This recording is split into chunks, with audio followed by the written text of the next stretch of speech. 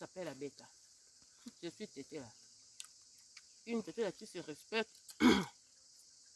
Aliara na nzungu, aliara na maboko. Nicolas Pondou. Otie ma fout à mbila s'il vous plaît. J'ai dit bien une tété là qui se respecte.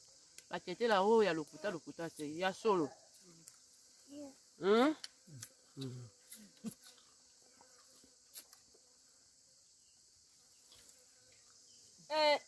Modelo.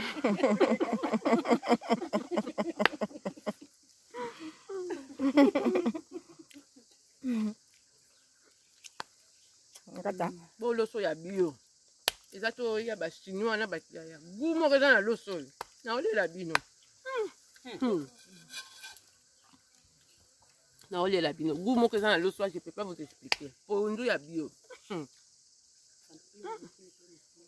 Ah, nous sommes bien, il y a bio. Soso, il y a rotambola. Pour nous, il y a bio. L'autre, il y a bio. Non, il y a ce beau, il y a ce parle.